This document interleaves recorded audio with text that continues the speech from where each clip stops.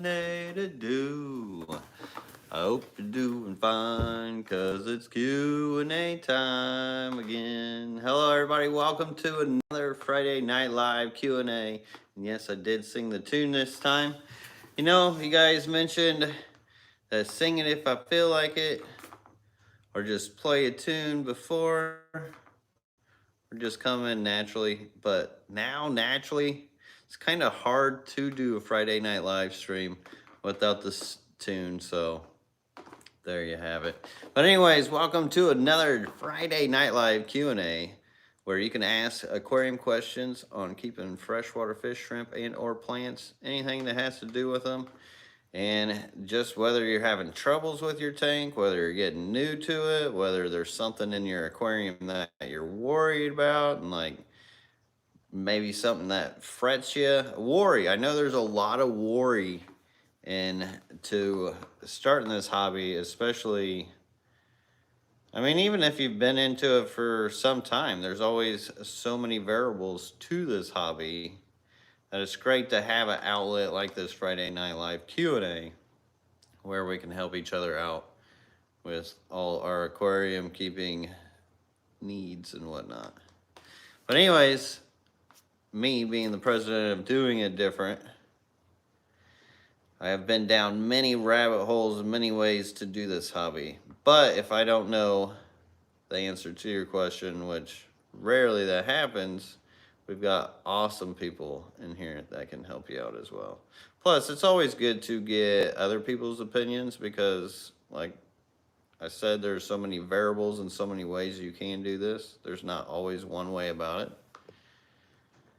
Even though we try to find best ways and whatnot, for sure. I think naturally. Fish Face, old member, glad to see you around, Fish Face. And thank you so long. Thank you so much for being a membership for so long. My brain's always getting ahead of my mouth, as usual. But finally made a live stream. Yay, yes. Glad to have you in here. And it has been a while since I've seen you around. Hope you're doing well. But good to see you. All right. Well, I spend too much time in the sun. If you can't tell, I don't know. I don't look that red on here, but man, just wearing this shirt right now is just hard to do. Because I was trying to get things painted out there in that Florida sun, and I've been wanting to put this fish rack, this fry fish rack up for so long. And I've been waiting on the weather, waiting on the weather. I'm gonna get tired of waiting on the weather, and like, screw it, I'm gonna do it. And yeah, now I'm paying the cost, but hey, I got a rack painted and hopefully get it built soon. Price gotta pay sometimes. Ashes says, good evening, Lucas. Thanks so much for all your advice. Looking forward to the shrimp order arriving soon. Just bred my bettas, but one day later, all eggs fell. What happened? No fertilization. Thanks. So, if they are white, that would show that there was no fertilization. Well, I take that back because some betta eggs, they can just be white looking. A lot of them actually. So I kind of take that back. So if they fall, the dad usually will put them back up in the bubble nest. Doesn't mean that they're not good because it takes them 48 hours to hatch, I believe anyways.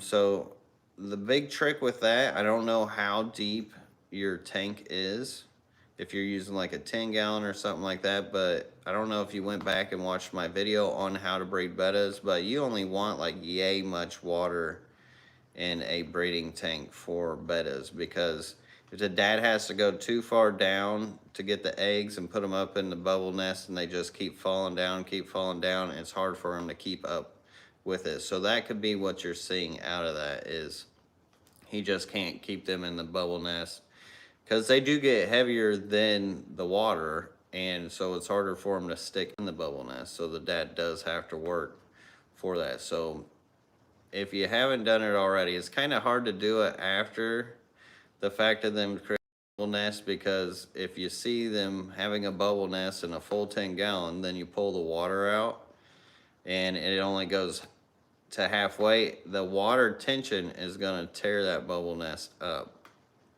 as you pull it. So it's best, if you're planning on breeding bettas, to just start them off with just a little bit of water. You don't need a whole lot of water height for them. For that exact reason, for the males to be able to put them back in the bubble nest. So hopefully that helps. Maybe troubleshoot what you're thinking.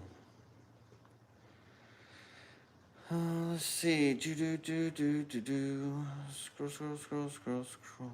Asha says, yep, I did watch, and only 5 inches of water, and yep, they are solid white. I'm just stumped and sad, lol.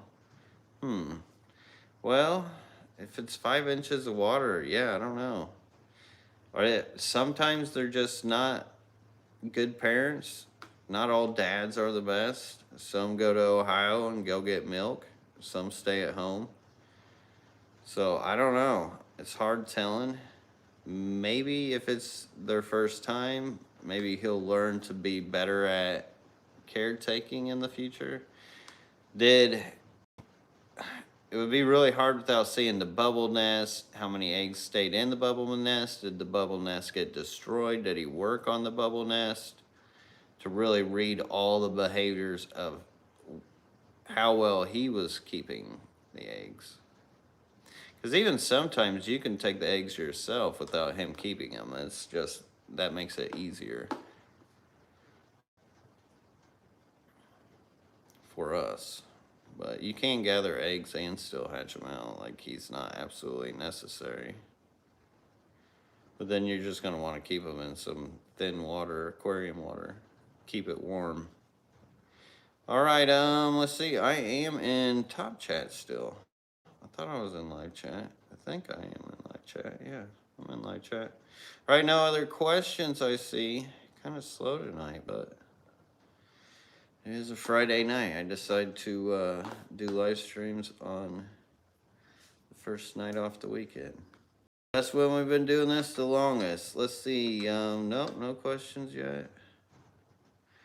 Keeping fish simple. What's up, my guy? Glad to see you here, man.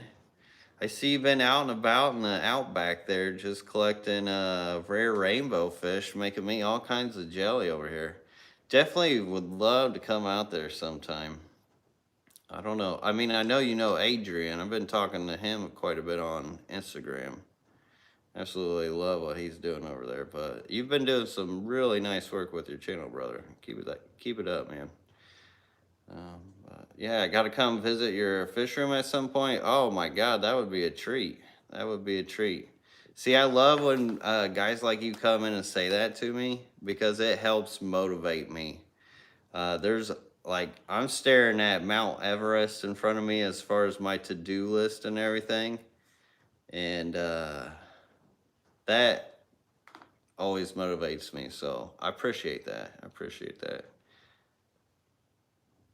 Come whenever, I'll take you. That would be awesome. We'll have to talk about that. I don't know the best way to get a hold of you, but my email is connected onto the channel as far as the contact, or lrbaquatics@gmail. Makes it easier. But glad to see you in here, and appreciate that. Thomas G says, what is the 5th favorite tetra in this moment? The 5th favorite tetra? I'm going to have to say, I have no clue. You know I have no clues. Thomas, you're just messing with me. You know I can't pick favorites. I almost did. I almost said Ember Tetra. That was the first one that came to mind, at least. Oh, bro, not on Facebook. Don't Facebook. Oh, man, I don't like Facebook. I'm not a big fan of, like, the platform. I love the people on there, and there's a lot of great people. Don't get me wrong. But Facebook is so hard for me to get off of. It's like if I get into Facebook and I get lots of messages and lots of comments, like I just cannot keep up with it. When you're doing all the social medias, I'm sure you know what I mean. Your channel is a lot bigger than mine. But email would work better. But if you I mean, I'll get on Facebook for you. I'd do that for you. Let's see. Scroll. Daniel McNamara says, howdy, Lucas. Q, question on penny wart. I have diatoms in my tanks. with pennywort, which I don't mind, but seem to have grain spot growing on the pennywort. Best way to handle that to allow photosynthesis. So this often happens when the pennywort leaves are starting to die off. So they'll end up getting their new leaves, or maybe it's transitioning from different water parameters or whatnot. And the dying ones tend to grab the diatoms and the green spot algae. So you can either let it just run its natural course. I mean, things graze off of the diatoms, off the green algae. But if it's too unsightly for you and you got to have like that immaculate look, then you can just trim the leaves off, and that will give the plant more growth towards its new leaves as well, just like trimming bushes and stuff. So it's really up to you on how you want to handle that. And the best way to handle that to allow photosynthesis, yeah, would be to trim it and cut it. Joshua Abshire says, what part of Florida are you in? I'm where all the natural springs are. I'm in the spring capital of the world. That's what the billboard says.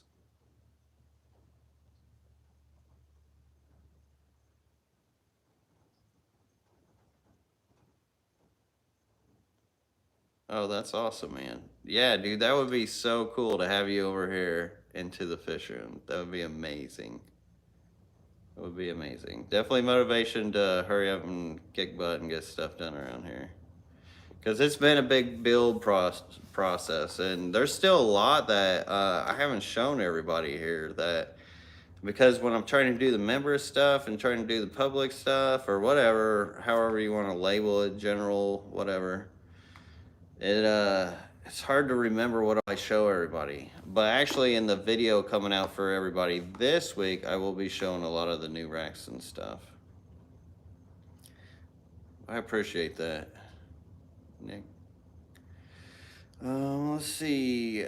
Ron R says, how much salt do you add to your freshwater aquariums? I don't add any salt. I don't.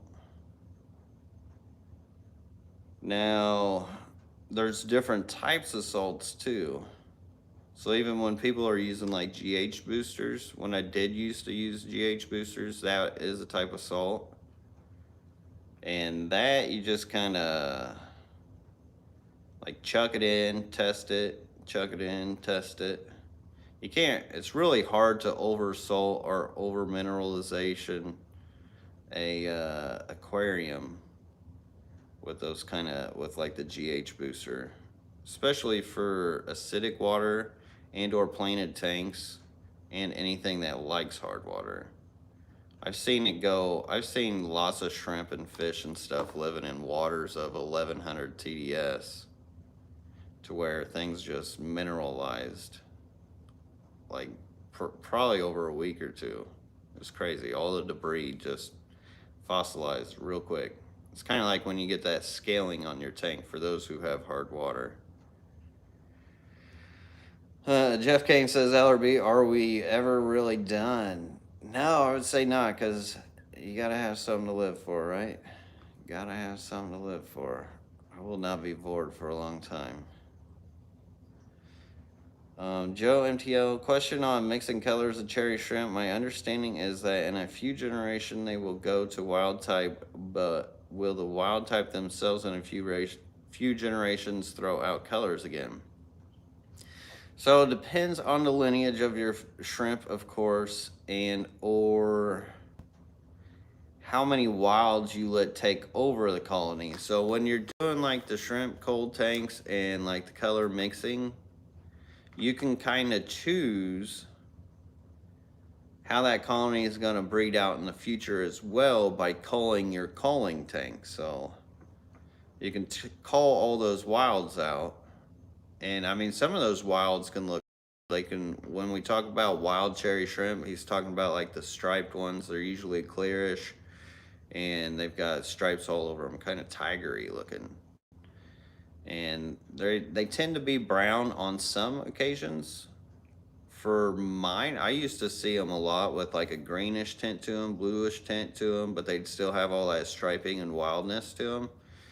And then if you cull those out, you can get more of the other color morphs. And it takes a long time for them to even go more wild. It's just the wild trait is more dominant than some of the other traits. Like red's going to be more dominant, yellow's usually more dominant than like blue or some other colors. At least that's what they say.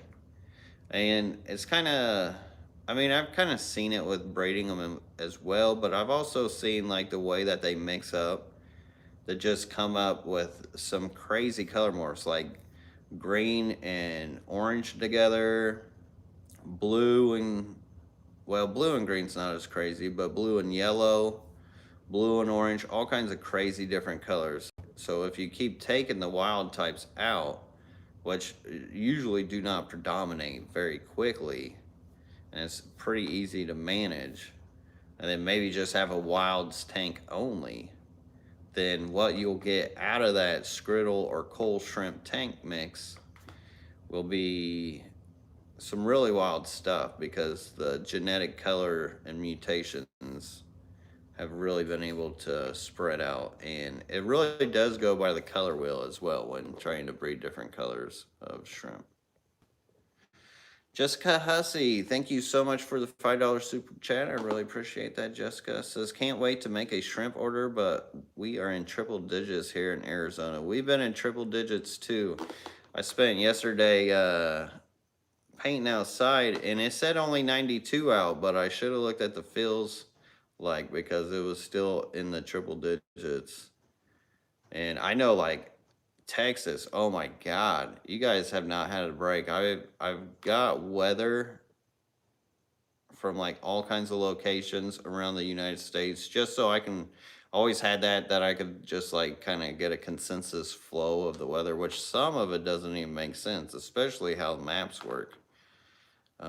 There's definitely some questionable things going on with them. But anyways, man, I've been watching like that Dallas weather. It's been insane.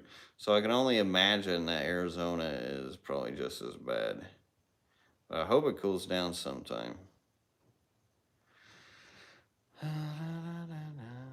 Let's see. Julio Brito, which if you guys are going to ask a question, always hopes to have a question mark behind it, or I more than likely won't see it. But I did catch this one. It says, hi LRB, I keep getting green slime algae. Any idea why? So you have an excess of something breaking something down. So it's either food breaking down, the waste of your fish, and then too much light.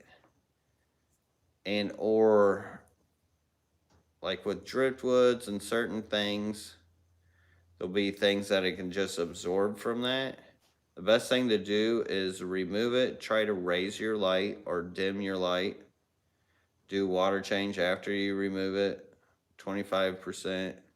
And if you stay on weekly or bi-weekly water changes, and especially doing manual removal or even monthly, it's pretty easy just to maintain that stuff. And then what happens over time is whatever that algae is feeding off will balance out, and then your system is more stabilized. And if it's just too much lighting, so a big reason why I grow a lot of algae in here in this fish room is my lighting is more allocated towards the blue spectrum, which is the Kelvin, the temperature of the light. And it's like that daylight color instead of something that's more full spectrum where it's got the red, greens, and blues. So sometimes that sort of lighting can end up causing you to grow a lot more algae as well, especially if it's too strong for your tank. We often overlight our plants, which cause a lot of the algae as well. But these lights were cheap. These are what was affordable for the fish room. Are they the best? No, they're not. But have they been working? Yes. And it's what I work with. But I will still admit that there is a lot better lights out there. And if you can get the red, green, blue spectrum lighting, tends to help. And it's more catered for full plant growth. And the whole trick to a healthy planted aquarium is keeping the plants healthy, because if the plants are healthy, they're going to absorb all that nutrient and excess over the algae. And if you got your plants growing healthy, then less algae they'll be growing. So there's a balance between that as well. Just like everything, we got to recycle reminders of just balancing ourselves in life. As easy as it is to sway from one spectrum of duality to another.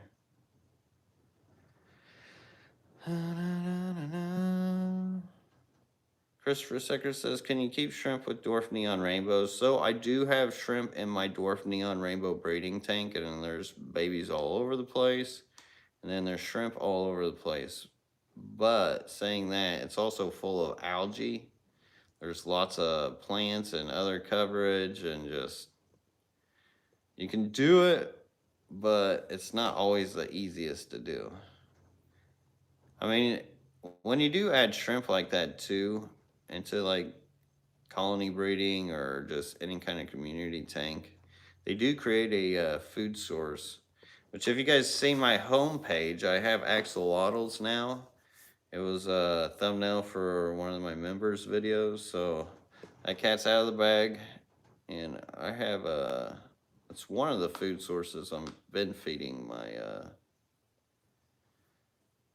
axolotls. I know, kind of a pricey meal, but I got a lot of them, and I'm going to be showing you guys how I set that up. I mean, I've talked about it so many times, where you just do a rock pile, throw some shrimp in, let them colonize in there, and then you got a natural food source for your tank. But that'll be a nice recycling reminder of doing that kind of stuff here. Coming on Sunday, I think, is when oh no, I haven't done the axolotl video. I still got to put that together.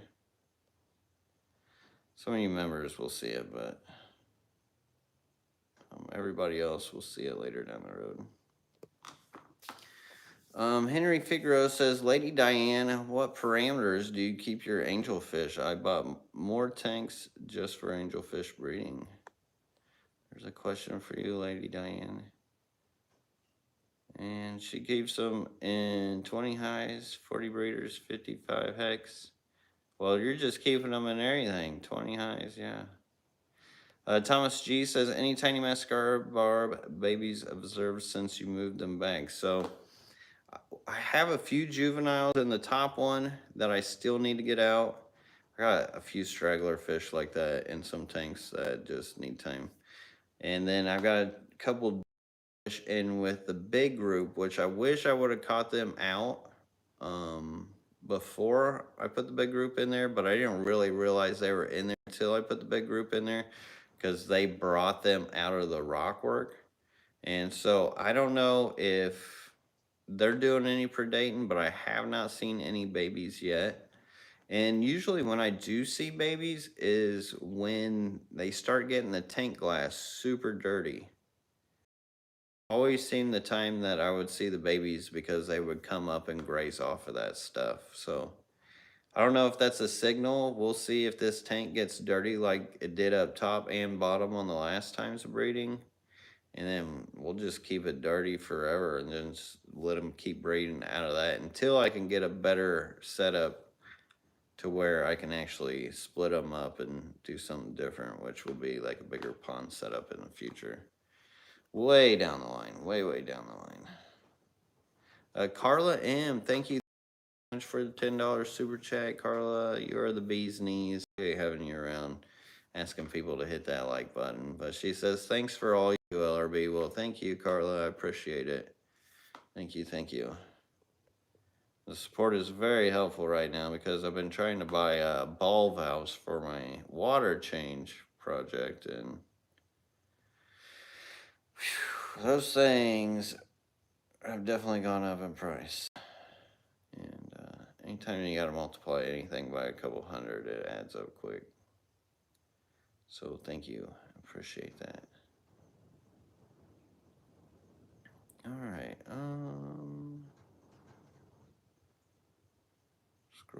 Scroll.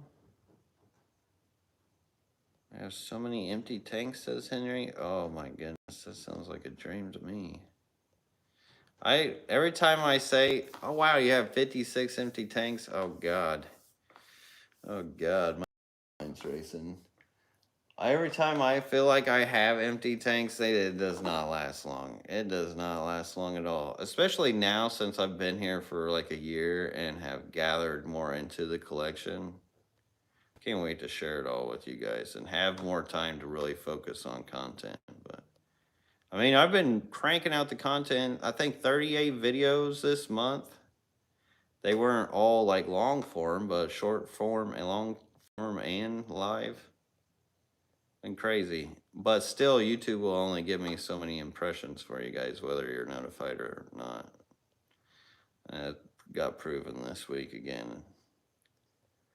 Let's see. Gary Stein says, do dwarf neon rainbows scatter eggs at the bottom of tank?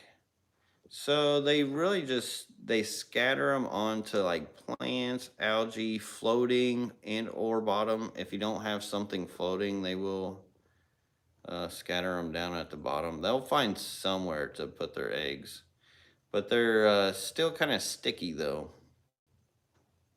Not like tetras scatter their eggs, and they're more like stringy and sticky.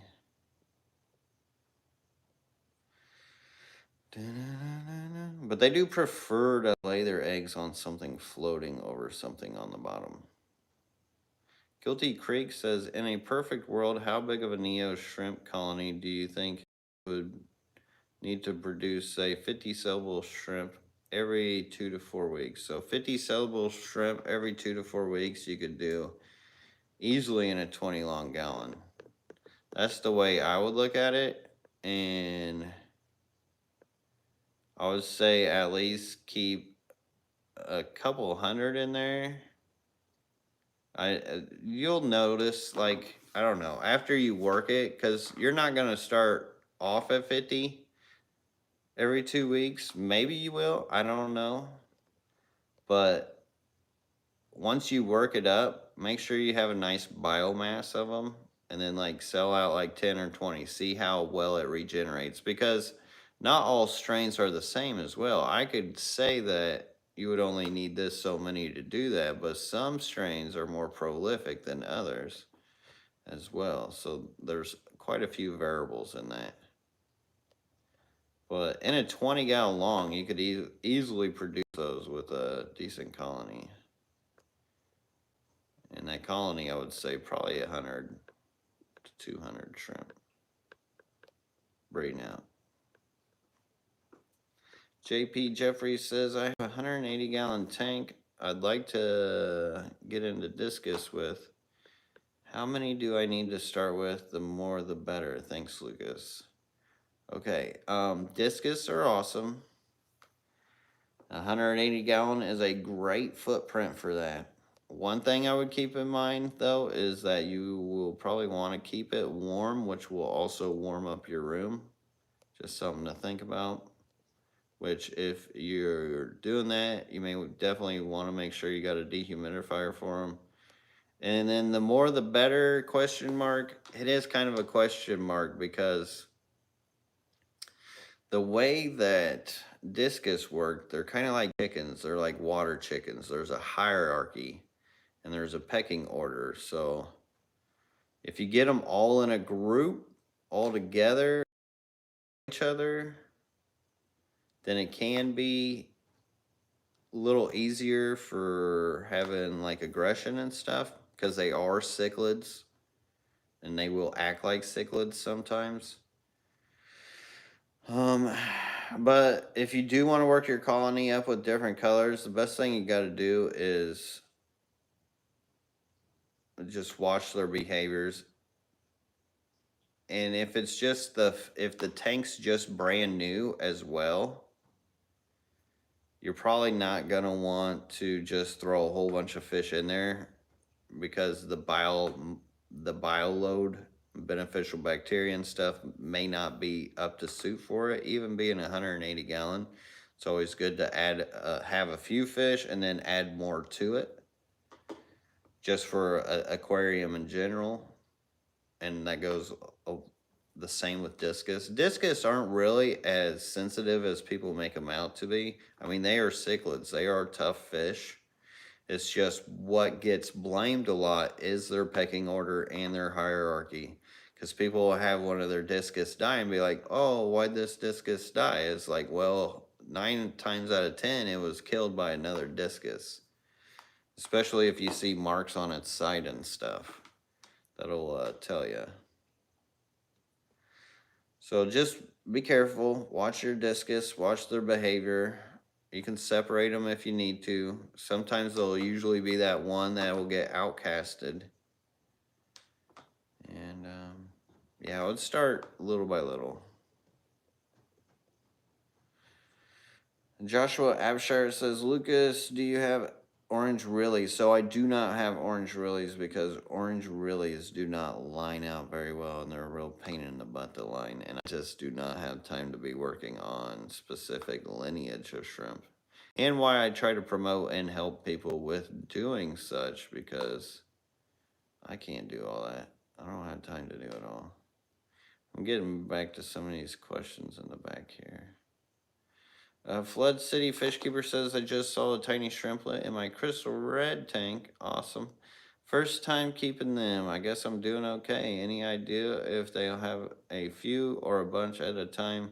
Only saw one so far, but lots of hiding spots. Well, congrats on your babies. And sometimes they'll have a few, sometimes they'll have a bunch. They're not as prolific as Neocardinas or like the cherry shrimp, but once they get going, they will usually be pretty steady. I have learned that they do like a lot of protein. They are heavy feeders.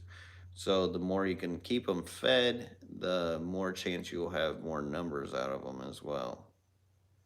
But they obviously feel comfortable enough to breed, which can be a lot of people's trickiest part of even just getting that one baby out of them. So you are doing more than okay. You're doing great. So keep it up. Try not to change anything unless it's just feeding them a little more. Daniel McNamara says, how have the new rainbows from Marcel been settling in? So they've all been doing good. The Pygmaeas are great. The Synergos are great. Haven't lost any of them. I sold I sold all the Chionotherinia sentiensis. I sold all the rads. And I still got the Cool Water Creek. No, I still got the Idaho River and quarantine that I need a tank for at some point, but still waiting to get that fry rack up so I can move things around and get that rainbow stuff going. And let's see, what else was, oh, the Cool Creeks, I sold those off. But the thing with the rads and the sentiensis is I've got a ton of babies of them, because you guys know how I quarantine, and with the no filter, they always leave me babies. The only reason why I didn't get any babies out of the Clearwater Creek rainbows was because I stuck a rope fish in their tank that I need to bring out here. And so they all been doing good. They even left me babies on the ones, because some of those, I didn't ask for the sentiensis. I didn't ask for the Clearwater Creek, and I didn't ask for that, what was it, Melanda Williams Creek rad or whatever. I didn't ask for any of those, but he gave them to me because, I don't know, he really wanted those maculosus. So I only have so much space for so many species, and I had to get rid of them. But now I've got all the babies of them, so hence why I need fry rags. Oh my God. Like, the babies around this fish room is just bananas. There's just too many. John's Creatures, thank you so much for the $5 super chat. Says, Lucas, I'm tired. Sell my precious time for American corporations. How did you do it to become free? Oh, John, that's a great question. I like that question, believe it or not. So, no, I hear you, dude. It's not easy being a slave to the system in this matrix that they created, especially when it's just not absolutely necessary in the hardcore manner that they have manufactured it to be. We all know that. And it's all starting to come to light. And it wasn't easy. It was not easy at all. So to really get myself out of that grind was I work construction. So I got to backtrack a little bit. I went to school, graduated, graphic design degree, worked construction full time while going to school and paying for my own apartment. So it was like full time school, full time work, party hard on the weekends. It was that life, and it was rough, and I was tired all the time. And the parties on the weekends was about the only thing keeping me sane, but that was still not great for me. And then I worked construction. I was like, after graduating with my degree, I'm like, I cannot be in an office my whole life just punching the keyboard. Like, I cannot do that. I would be tired. I'd be sleeping at the desk, just like I was in school. School bored me. I got good grades. I was not one for the system, and the system knew that for me in school. So, I mean, there's a reason why I named myself president of doing it different for right now, because I always change the name. I like to have fun with that. But it is, I've always lived this life differently. And I've often felt like a black sheep for it. And it's hard to talk to people about that kind of stuff. But, anyways, um, 12 years of construction after I graduated, and it was awesome. Awesome knowledge. The degree, the graphic design degree, all that media, all that knowledge was great. It's because I could use that to put out towards what I do now, not necessarily in the cog in the wheel machine kind of way. And then eventually with the construction, learned a lot with that. And then I started doing my own jobs from construction. And I'm like, okay, this is how you make the real money. Quit trading your time for money, and you start creating your own money from your time instead of trading your time for that money. And then that made the biggest difference. That really opened my eyes up to like, okay, I can kind of do what I want, because when I was doing the construction, it was either stay at home, it was either work full time and never see my kid, or I can learn for myself what to do and build time for my family. And between transitioning between doing my construction projects and the fish stuff, I went a whole year at least of getting like no sleep. Like, I'm talking about missing of sleep, doing at least 1 24-hour day plus in a week for like a year. So I pushed hard. Like, I grinded. I remember when I was making pennies on this channel, just trying to grind and grind. I'm still grinding.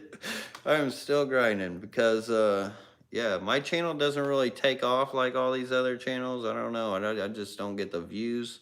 Granted, I don't know. I think a lot of it's the content I show is what I want to show, is not so much of what you guys want to see or what a lot of you guys ask for and what the algorithm shows. So, I mean, you got to grind, you've got to balance. And the best way to find that balance to get yourself out of that enslavement is to build and work towards it, which I know is harder to do now, especially with interest rates and stuff. And it's not easy to do. It's not. Dude, I worked my way from the ground up multiple times. But that's what builds our characters. It's the journey. Like, sometimes it can feel like insanity. But if you know what the prize is at the end of the road and you just keep at it and keep going for it, then one day, like, the fruits will come from what you sow. And I think being a good person plays a big role in that as well, because there is a natural kind of come around as far as how that karma works. But I hope that helps you out, John. I know it's not like oh, you just got to put this together and put that together, recipe, and you'll get out of there. But yeah, it's not, they didn't make it easy to get out of. But if you've got an avenue to look down towards to get out of that, then at least you've got something. And that gives you the hope and drive and motivation and will to wake up and something to live for. And life is what you make it. And so many people's perspectives and how they paint it plays a big, big, big role on what gets manifested around them. I'm not trying to talk that voodoo stuff, but there really is ripple butterfly effects on our decisions and actions. And one of the biggest keys is you can think and think and think and think all you want, but if you don't do, then nothing gets done. It's the doing and the executing that can get things done beyond any intelligence. Greater intelligence helps. Let's see. Liquid Zoo, thank you so much for the dollar super chat. I really appreciate that. Liquid Zoo, thank you, thank you. Always good to see you in here. All right. Well, yeah, I kind of went off on that, but oh well. It's a good question. George RB3 says, hey man, how goes it? It goes pretty well. It goes pretty well besides being burnt to a crisp by the Florida sun and just trying to get over my shoulders being on fire. And I'm just glad to be hanging out here with you guys. And hope you're doing well, George. Got to meet George at the Triple Crown. Good guy. Kind All Nice says, why do my velvet blue shrimp have white stuff on their heads, but not the body? Is it treatable or not? So what that sounds like is potentially vorticella. I haven't heard a vorticella question for a long time, which is good because hopefully people are getting better shrimp. But vorticella can be treated the same as you would treat planaria. So you could either get the no planaria stuff that they make, which is a liquid form of fenbendazole, or you can get like the dry form dog dewormer Pancure C, and you use 0.1 grams per 10 gallons, and then you wait 72 days, do a 25% water change, and then repeat the process until it's gone. It usually takes 1 to 3 times to get rid of the vorticella. Ashes, thank you so much for the $10 super chat, Ashes. Appreciate you endlessly, Lucas and Lady LRB. Thank you for being you. Well, thank you, Ashes. Could never thank you enough for all your support and just that appreciation. It goes a long way. It really does.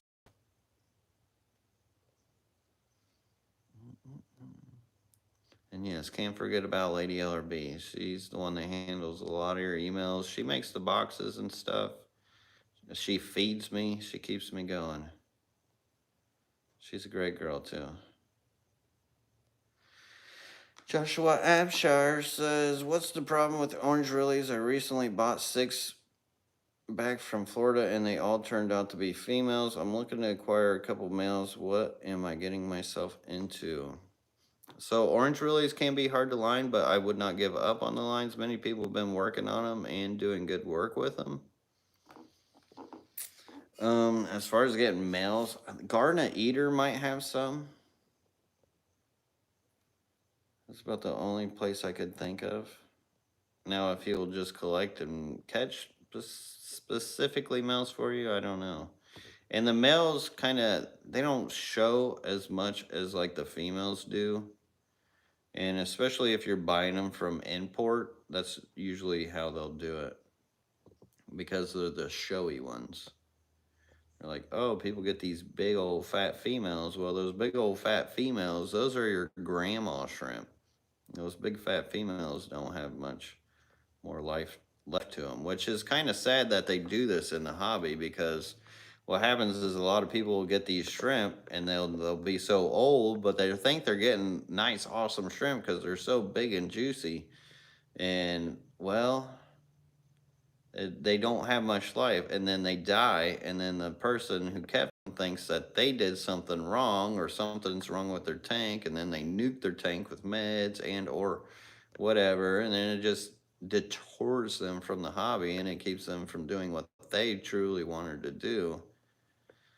And I don't know. I wish we could express that to people more so they understand that it's not really them killing their fish and or shrimp, because it happens with fish often too.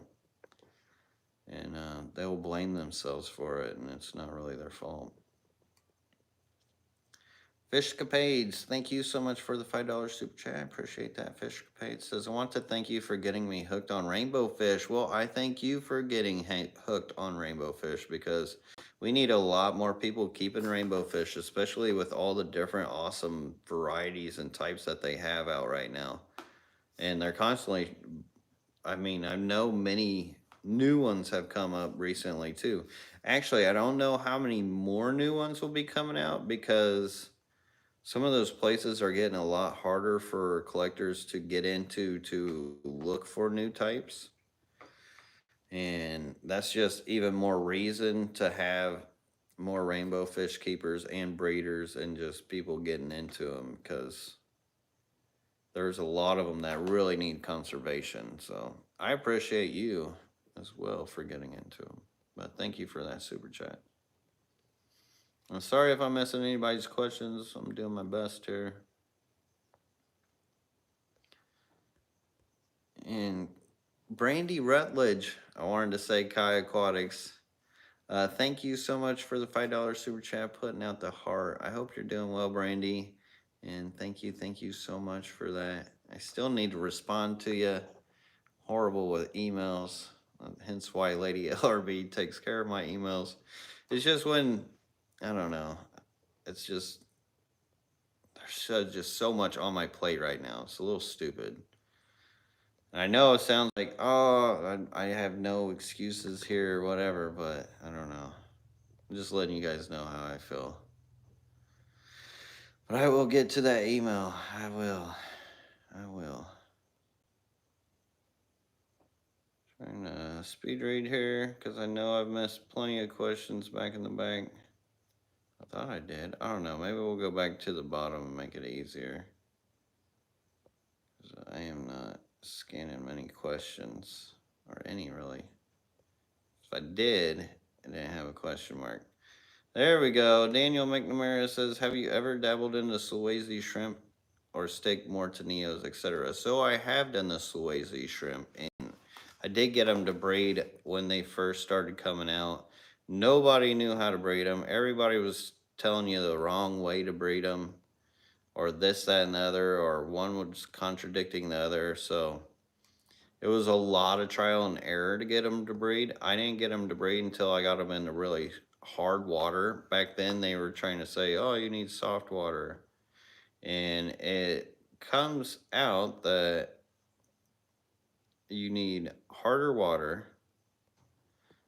That's like anything over 200. Like you get into 400 stuff, even better.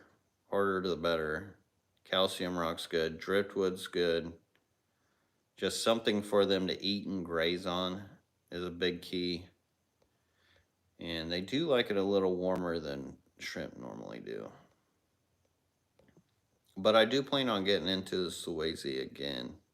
It's just I haven't been able to afford them. And I actually have a 40-gallon tank about ready to get up for them. But I feel pushed for this fry rack so much that, because I've got babies everywhere that need to be taken care of, that a lot of that kind of stuff has been put on the back burner. I think that's what's kind of been bugging me lately too, is just I've been wanting to get this fry rack done so bad, but then the weather just keeps ruining my day. Like when I want to get something done, and I don't know, when you have your day planned for doing this and then you have to like do 360s, it's just annoying sometimes. Let's see. Christopher Secker says, I hope you get some time later to do some more fish room tours. I would love to see an updated tour of Gary Lang's rainbows. Ooh, I would love to do that, actually. That should happen sooner than later. But yeah, here, I would say after this year, like, I'm hoping like, this fry rack's one of the biggest things of getting done. And one of the biggest key, like, build points to everything. Then there's going to be a lot of fish room tours. I'm planning on doing a lot more of that. And I may actually have something special for you guys here coming up soon down the pipeline. But we'll see how that all goes, because I don't want to say anything just in case it doesn't. But if it does, it's going to be awesome. It's going to be one fish room I've wanted to film for a long time and had never been able to, which I would be super excited. It's one fish room that I would drop everything that I'm doing to go film. Let me put it that way. That's how serious of a fish room I'm talking.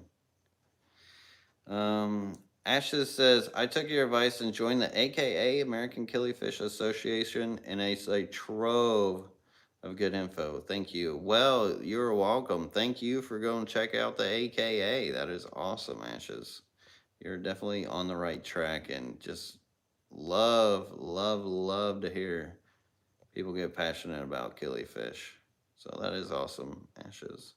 If you guys are wanting to get into killifish, AKA, as she mentioned, is a trove of good information. Let's see. Ashley says, oops, I meant to ask a question. Will the AKA, are you a past member or have been in the past? I have been in the past. I don't think I'm currently active on it. They usually just let me sneak into the club or do whatever. But they are actually, I think they're going to have their annual convention down here in Florida, I think in Tampa, which will be awesome. I'm super excited about that. Because last year it was in Michigan, and it was just way too far for me. I couldn't do it. And John's Creatures, again, thank you so much for the $5 super chat. I appreciate that, John. Thank you, Lucas. You are my inspiration for that light at the end of the tunnel. On the meantime, back to the grind. See you next Friday. We'll keep on that grind, brother. Keep doing it. Know your dream. Know that goal. And you can do it. You can do it. Appreciate that. Y'all remind me to keep on keeping on, too. That's what it's about. Like, we got to come together as communities. Keep our heads up. Henry Figaro says, when do you think you'll have more Nothiobranchus back in stock? Maybe. I don't know. Maybe in a couple weeks or a month. I actually should figure that out soon. I'll have to hit my guy up. Midwest Aquatic says, where do I get some of Gary Lang's strain of rainbows? They can be hard to get. I know on Aquabid he sells sometimes. I don't know if he has been actively. And then sometimes if you can catch one of his talks, which isn't always easy to do. Maybe go to the Missouri Aquarium Society swaps and or club meetings. They're not easy to get.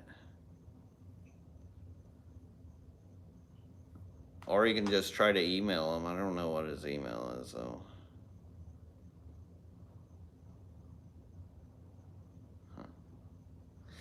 Brandy, I wish I had a better answer for you. Brandy Rutledge says, can I mix the cherry and Bloody Marys? Now, you can mix them, but it's just like red on red. So Bloody Marys are known for the red inside of the body. Fire Red is more known for the red on the shell. So you can mix them. I don't know if anybody's ever... I personally have not mixed them together to see if if the red would turn even more red, since you do have red in the body and red in the shell. That could actually be a pretty good project. Gonna have the reddest of reds from that. We can get that red into both. Let's see.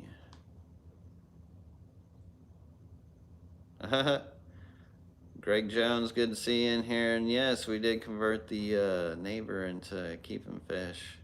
He's been working all week. We'll still see if he's going to start a channel. He says he wants to, but it's not always the easiest for people just to jump into that. And got to get a camera, and I don't know, there's a lot of mental blocks people can put up. But it will be really cool if he does start a channel. And I don't know, it's just, I think he's having fun with it either way. So even if he does or doesn't, as long as he's having fun and enjoying it. Lucas Imperial Tropicals, Dance Fish, all have fish directly or indirectly from Gary Lang.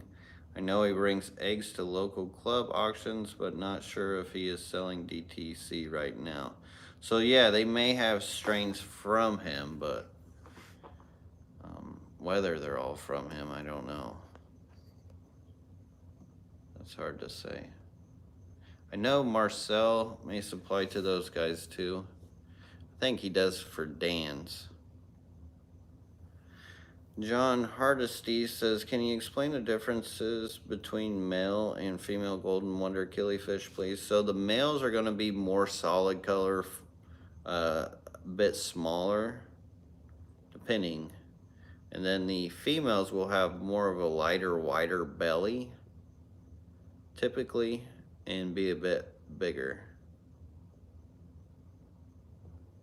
And that's about the main way you can find the difference between them.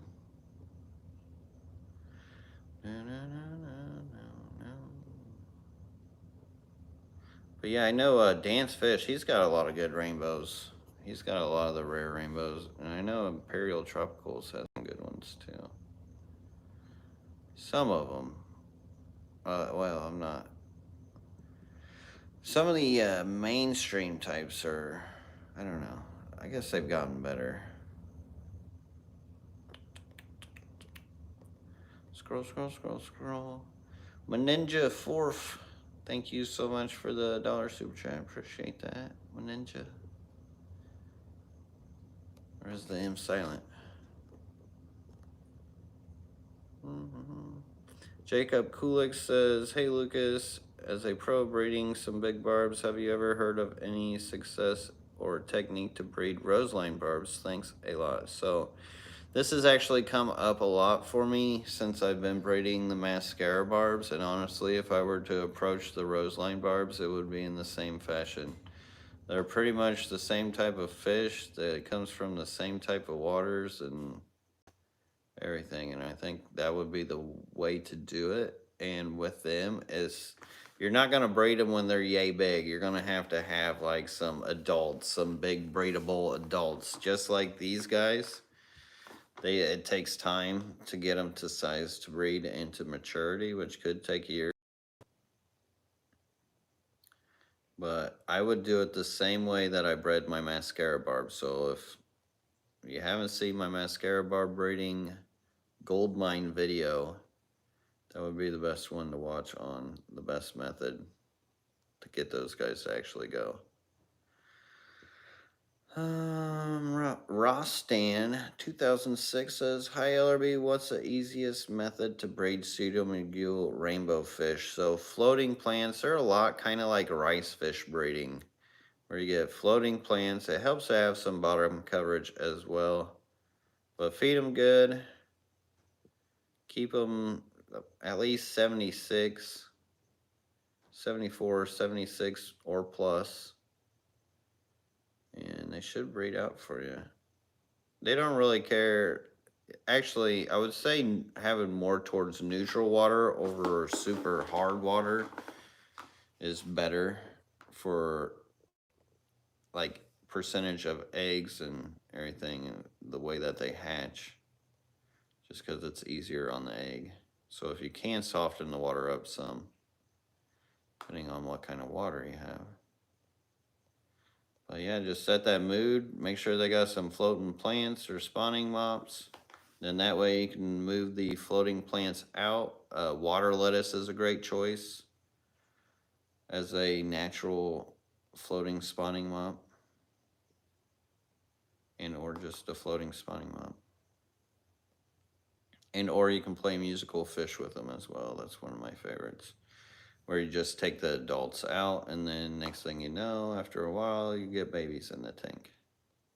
That's how I breed a lot of my fish, if they don't just start throwing babies in the tank already. I have a lot of fish doing that. With these natural setups, these natural methods, and no filters,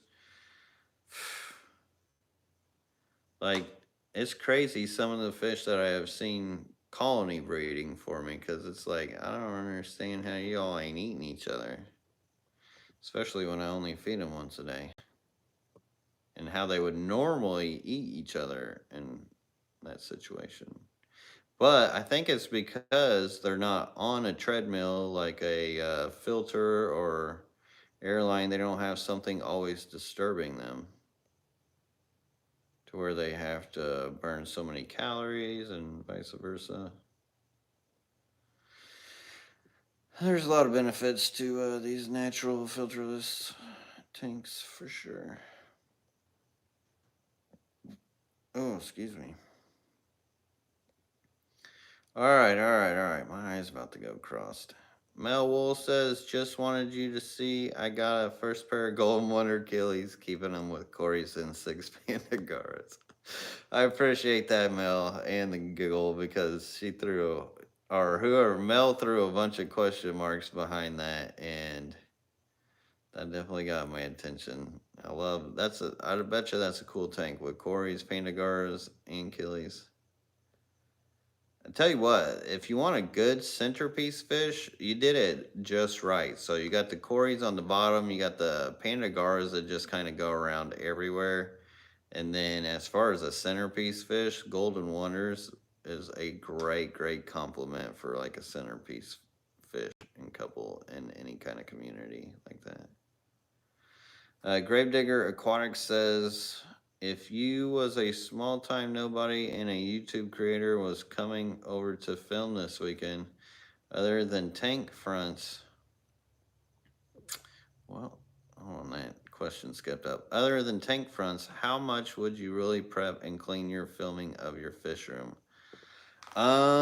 So I used to actually spend a lot of time in like, tank maintenance prep and all that kind of stuff when people would come when I was a small time YouTube creator, because it was a big thing, and it still is a big thing. Regardless, now I don't know. I'm a bit dirtier about it. Like, you don't have to film through the glass. No, actually, most of the tanks have naturally balanced themselves, but it is good to give them a viewing spot. Just make sure there's not a bunch of junk. I would say the space around your fish room being clean is almost as important as your aquariums being clean. So try to have that other spaces clean. So if you have that other clean, then it's going to present well, it's going to present yourself well, and it's just going to feel better. Besides that, I mean, what you got's what you got. And I'm trying to think if there's any other tips I could give you. Besides, yeah, I don't know. They must be seeing something in your fish room if they're going to come over and film it. So I'm kind of interested in seeing what it looks like. But I would say you're on the right track. And just keep it natural, man. Be yourself.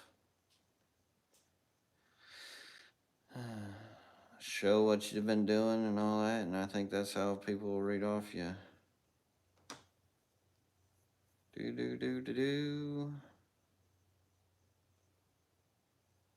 TFI Aquatics says, would you be able to come and tour my fish room and the separate fish facility I have recently started? Do you have any open dates between now and October 21st? Would also cover your gas and time and give you some gifts. Caladiums. I have many plants. Haha. Don't let my girlfriend see that. She be trying to send me over there to get plants. But you can send me an email. We can talk about it. I can tell you right now, I am not gonna be able to do it like in 2023. It's just not in my time card. Because I know there's gonna be a lot of people wanting me to do fish room tours too, which I don't have a problem doing. But we'll see how that goes. But yeah, shoot me an email. We'll see what happens.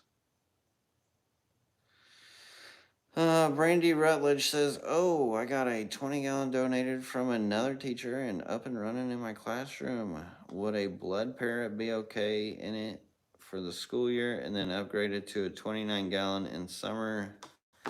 I mean, you probably could keep them in there, but that's not a whole lot of space for a blood parrot. Granted, how big he is, I don't know. You can get them at pretty small size. There's just so many fish I would pick over a blood parrot. Sorry, I'm just not really partial to blood parrots. Some people like them. I mean, they're kind of cool in their own, but there's so many other fish than a blood parrot. But I would say you would be all right in upgrading them to a 29 later. But then I would probably upgrade them to something else later.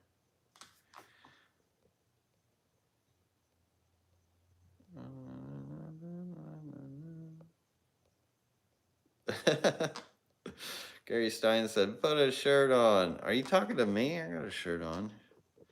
And Jeff Kane's like, "What? Is my camera on? Did somebody see me?" I so didn't even want to wear a shirt for this live, honestly. With that sunburn as I am. That's why I'm wearing one of these fancy shirts, is because it's a lot more tender on my skin. Oh, I guess it does look like if I be moving too much, I'd be showing it all. Let's see. Joshua Abshire says, "I have a 75-gallon that's half full, set up like a paludarium. Has Daniels, hill streams, monos, nereids. Could you suggest an amphibian? Wondering what crabs, salamanders, turtles might work." 75-gallon paludarium, hillstream, Daniels. Let's see. What want to eat? I mean, salamanders would probably be one of your best picks as far as getting together with your fishy friends there. And if you can add some cherry shrimp into, or neocardinas or something into that ecosystem, that can be a nice natural food for your salamanders. Of dart frogs or something might be cool. There's all kinds of little frogs. Houston frogs is who I would recommend. They've got tons of stuff. What about a puffer? A puffer would be cool. Little pea puffers, or well, they've got all kinds of different types of those little scootin' fruities. What are those? Shadentais, or I think is what they call them. Those kind of stay smaller as a puffer. That would do all right in a 20 high. Besides that, I want to go with much bigger puffer than what those get. I actually got something called these triopes recently. I think that would be cool for your school tank, because I think the kids would be super interested in triopes.